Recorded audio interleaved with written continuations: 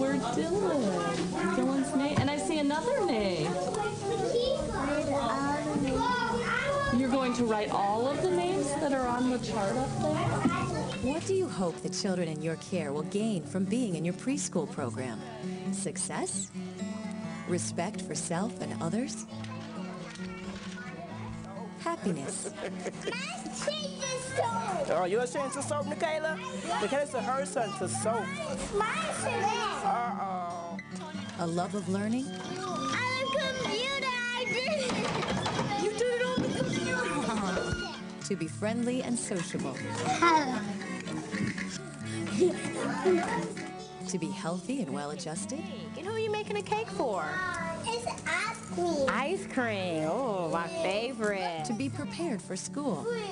Well, if it's not supposed to be 6, what's it supposed to be? A 2. 2. Like an S. Would you like to do it, Jersey? Change it to a 2. To have self-worth and self-esteem. And squeeze real hard. Get my tight. Okay, you did it. There. When facilitating trainings with adults, I often ask them, what are their goals for young children? Common answers are self-worth and self-esteem. As early childhood educators, the question then becomes, how do we instill self-esteem in young children? Yes. Look what I made. Oh, how did you make that? I'm rolling with this. You rolled it? With your hand or with the roller? With your hand? Like this? People often think that if they provide children with praise, that is a step towards self-esteem. So typical praise comments that are made by adults are things like, good job, way to go, beautiful picture, I love your shoes. There you go, good boy. And the challenge with this is that it actually is the adults evaluating something from the child and not the child being able to evaluate their own work, their own activities. So the self is taken away from the self-esteem. When adults use evaluative or judgmental comments with young children, it is usually with best intentions.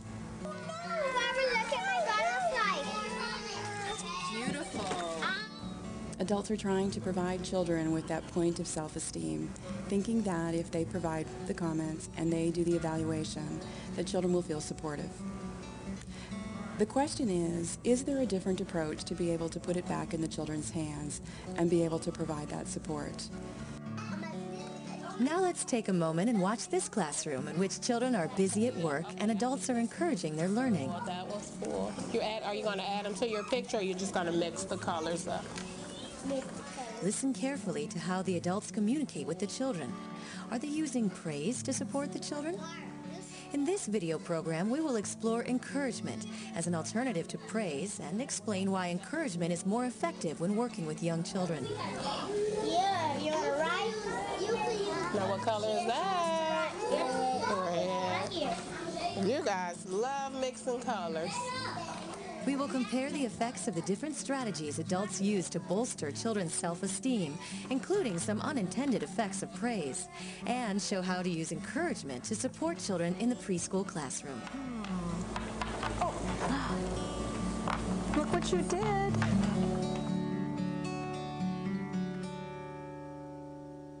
Sometimes praise can have unintended effects. Praise can lessen self-motivation, which discourages problem solving, discourage risk-taking, make children dependent on adults for approval, take away children's power to evaluate their work, cause anger and resentment when used to manage or manipulate. Beth Marshall, director of High Scope's Demonstration Preschool, looks at these first two effects in more depth. Let's look first at how praise can lessen children's self-motivation and may discourage problem solving and risk-taking. When children are constantly praised for performing tasks, they may be less likely to try new ideas beyond what they already know they can do. When children are constantly praised for their work, they may be afraid to challenge themselves. What if I won't be complimented on my new ideas? Or worse, what if I'm criticized for the risk-taking or the choices that I'm making? When we tell children, good job, we unintentionally stifle their motivation for excelling. If a child encounters a problem in play, they may feel there is no need to solve that problem because they've already been told they've done a good job. Or they may feel if they try something new and fail, they'll no longer have the status of having done a good job. Judgmental praise can also make children dependent on adult approval and take away children's power to evaluate their work. All the blue ones, very good. Most teachers and parents of preschoolers want their children to be more independent. Do we move away from that goal by praising children to the point where they depend on adults to tell them how their work and efforts should be? How about the napkins? Very good. Given too much judgmental praise, children may begin to depend on the teachers or parents to evaluate what is good or bad, which prevents them from making decisions and choices about their own work. You're doing such a nice job, Heidi, of getting those napkins taken apart. We want each child to become the source of his or her own approval, rather than always waiting eagerly for ours. Good job! Yay! Now let's look at the last unintended effect of praise on our list. Many people are surprised when I tell them that praise can cause resentment, anger, and competition amongst children when used as a behavior management tool. Sometimes we as adults, we use praise as a behavior management tool to try to manipulate children to do things that we want them to do. In my early years of teaching, I can remember I used to try to get children to clean up because I had a problem with them not wanting to clean up at cleanup time. So I would do things and say, way to go, good job, I'm glad you're cleaning up, to try to get them to clean up. I even used to sing a song to help motivate them. Somebody's cleaning up the room. Somebody's picking up the toys. Somebody's picking up the toys. Who is it? That's exactly what Douglas. she was looking. Well, I did that song in hopes that other children would hear their names and want their names called too to clean up. But what I was really actually doing, in fact, was using praise as a manipulation tool and really just creating competition and anger and resentment amongst the children in the classroom. And that's not really what I wanted to do. So, you know, I was trying to nurture a classroom where they would have that sense of community. But by doing that, I was actually breaking down that sense of community. When I talk to early childhood educators that have been through the training about this praise versus encouragement, it brings up a lot of vivid, strong memories for them. And they think about when they were being praised as a child and now how they still have those vivid memories as adults. And a lot of them are negative feelings and not so good feelings, and it really has an effect on them right now as adults. I realized as I sat there and we were listening to the judges that even though cognitively I knew what was going on and I knew the role play and I knew what people were looking for, that there was still a part of me, as much as I've talked about using encouragement with children, with teachers, and in my classroom, that was waiting for the praise. And I realized how deep instilled these things get into us. And even though we think that we're secure, we've been molded by our experiences. And so what kind of experiences am I giving children when I praise them? And how do I do it subconsciously?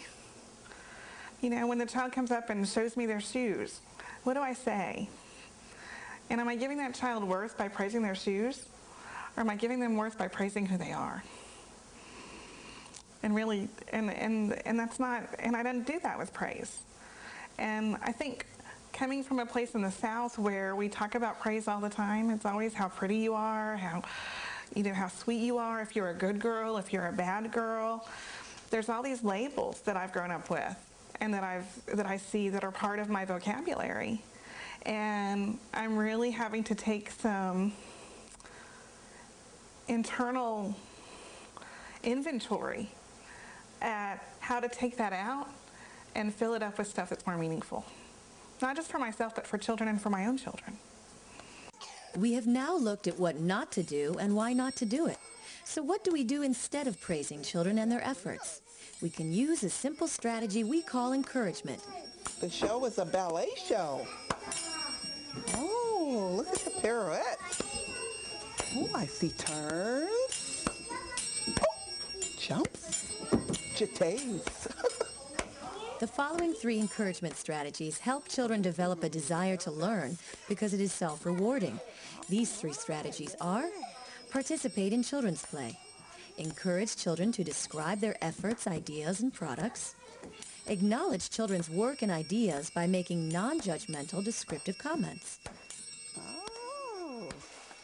Let's look at them in detail. The first strategy is to participate in children's play. Before participating in children's play, be silent, observe, understand, and listen. You're making the balls like this? By incorporating these practices as you work with the children, you will learn what type of play they are engaged in and how to enter in and be a partner in their play. Let me see, what are we doing now?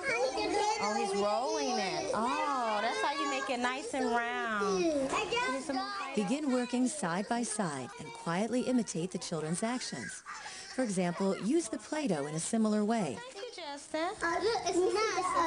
Now, what is it? What do we make? Oh, wait. Oh, wait. I see. Let's make a look at that. Build a simple tower of blocks like the children. Or assume a role in their pretend play. Well, hippos make choices on their own, and I'm looking for some mud.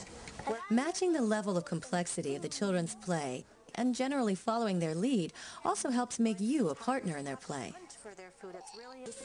Tell me what this is. It's a fire-breathing dragon. Wow. Our second strategy is to encourage children to describe their efforts, ideas, and products. This strategy encourages children to feel good about their work and ideas. By using this strategy, adults help children feel a sense of control over their lives. And you figured out how to make them stick together. Yeah, because my mom knows how to. Mm-hmm. That one's going to go underneath. This is going to be another rocket. Oh. Encouraging children to describe their efforts, ideas, and products helps children become more deeply involved in what they are doing and also promotes language skills and comprehension. I decided to put it right up there on top. Okay. I made the new fire-breathing dragon. A new fire-breathing dragon. Big. It is big. Started out small. What was the first thing you had to do to make your CD player? Put Play-Doh on it. You had to put Play-Doh on it first? Then what? Adults in high-scope classrooms carry out this strategy by asking open-ended questions, questions without a predetermined correct answer about children's work or ideas. What came after that? But the paper didn't work. The paper didn't work, so what did you do instead? You can also encourage children by asking genuine questions that relate directly to what the children are doing and their thought processes. First the Play-Doh, then the glue, then you tried paper, but the paper didn't work. How come the paper didn't work? Because there wasn't very much glue on it. Oh. It takes careful observation to do this. Again, be silent, observe, understand, and listen to learn how to engage the children in a conversation about their work. I'm just learning about what they've done. So as not to bombard children with questions, you can start out your conversation with an observational comment about the children's work. Rings on the top. No, this is not top, it's the bottom. Oh, this is the bottom. Oh, now I get it. This is the bottom of the bus. So these Are wheels. are the wheels. So to make the bus, first you had to turn it upside down. And when it's ready, you're going to tip it up again. Notice how this strategy of encouragement opens up a true dialogue between the adult and the child. That's the horn? Uh-huh. So does that mean that's the front of the bus? Yeah. And tell me more. The back of it. And this is the back. The child realizes that the adult is interested in what he's doing, which helps to encourage the child in describing his work and efforts, all the while feeling a sense of pride that comes from within. And there's headlights in the front too. What did you use for headlights? This strategy of describing children's works and efforts was very particularly challenging for me when I first started using these encouragement strategies. But I had a very eye-opening experience that I would like to share with you. As a Head Start teacher, there was a child in my Head Start class that was drawing a picture. And I walked up to him with all of the enthusiasm that I could muster, and I said to him, "What a beautiful picture." Well, he looked at me with a sadness in his eyes and said, "It's not supposed to be beautiful. It's a monster."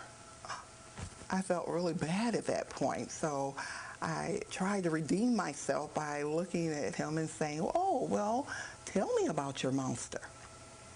Well, he looked even sadder at that point and said, "Can't you see that he's mad and angry?" At this point, I just wanted to go somewhere and sit down because I really felt bad that, at this point, what I said to the child is that I didn't really pay attention to what he was doing. So what really made me feel bad is what I saw in his eyes was the fact that he thought that he was not even important enough to me for me to even look at what he was actually doing. Had I taken the time to really look at his drawing and to make comments about those large, black, huge strokes that I'll never forget, we could have had a conversation, the two of us, about how angry this kid was, and we could have problem solved and worked through that anger. But instead, I wasted an opportunity with an empty praise statement as, "What a beautiful picture." And this was truly a lesson learned for me, one that I will never forget, one that led me to believe that these encouragement strategies were important enough for me to take a look at, because I never ever wanted to make a child feel the way that child felt that day.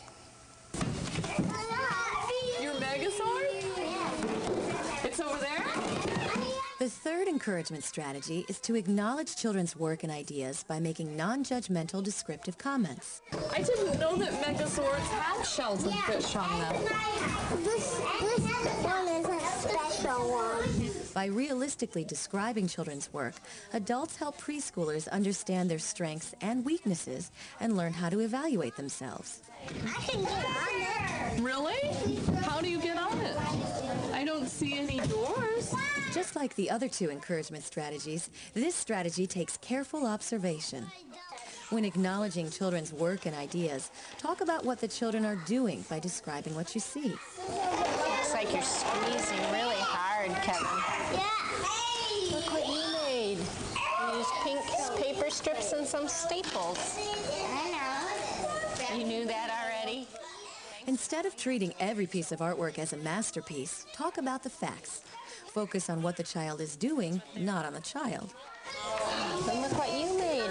I see pink and blue paper strips here with staples, and purple and two different kinds of green with staples. Girl, look at me. How did you do that, Daniel? Using this particular strategy will help you describe what the children are doing rather than evaluating what they are doing. The kind of encouragement that truly builds self-esteem comes in two parts. First, the adult describes what the child has done. There are knots all in this one. In the yard? Right here, and here, and here? Second, the child, after hearing her accomplishment described to her, sees value and self-worth in herself. Oh, so that was part of making this knot up here? No, this. The teacher has given the child specific information about what she has done that is valuable. The phrase "good job" does not communicate what is good. Oh my goodness, and a spider in the middle of your table. You can put that in a place ready to go outside now, Katie. Let's take a moment to look at this conversation between high-scope teacher and a child. Listen to how the teacher acknowledges the child's work and efforts without giving an evaluative comment, even though the child is prompting her to. We're doing a good job, huh? You're mixing it around. Making such non-judgmental descriptive comments takes a little longer than just saying good job, but the payoff is usually greater. Yeah, we're doing a good job, huh? We're really mixing that up. This approach helps children become independent, creative thinkers and doers.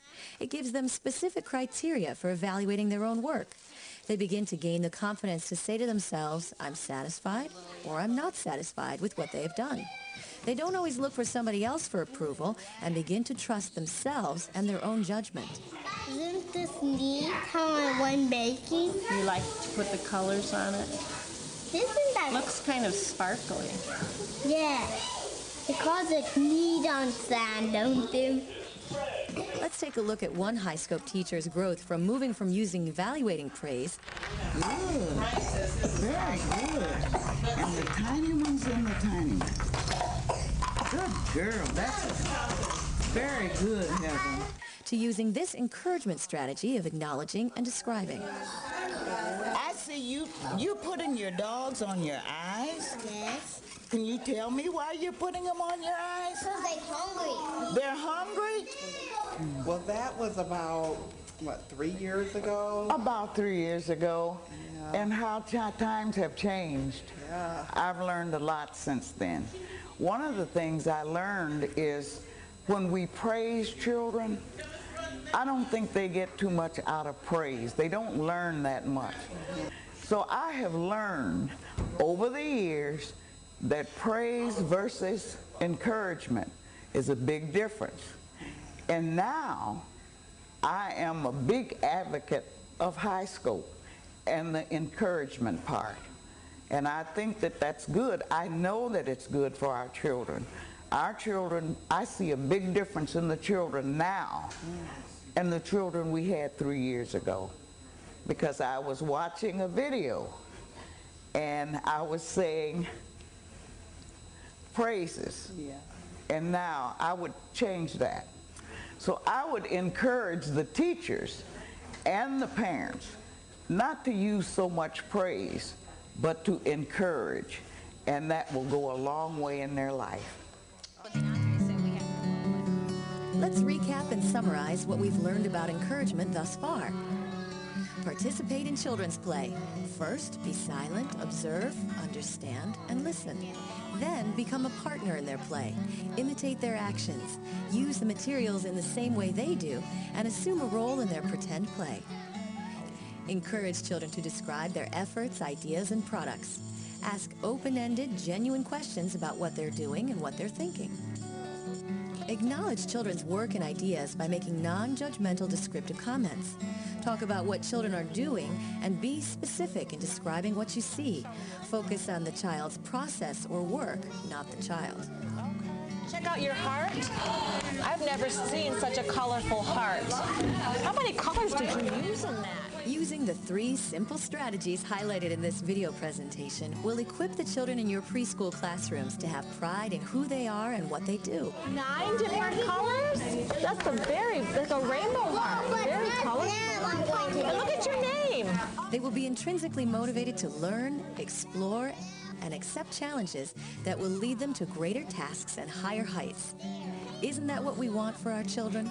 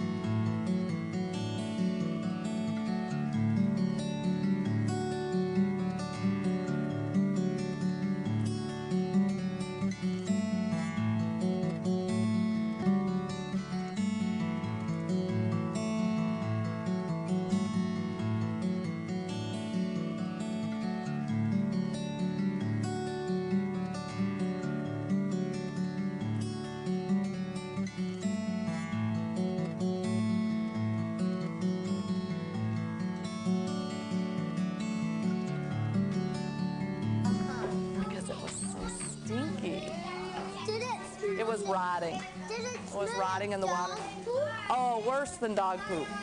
Well, probably My dog pooped in my kitchen. Oh, this was probably the worst smell ever. Downstairs and we had to rip the carpet out. Oh, well, if this had been on carpet, we definitely would have had to rip the carpet out.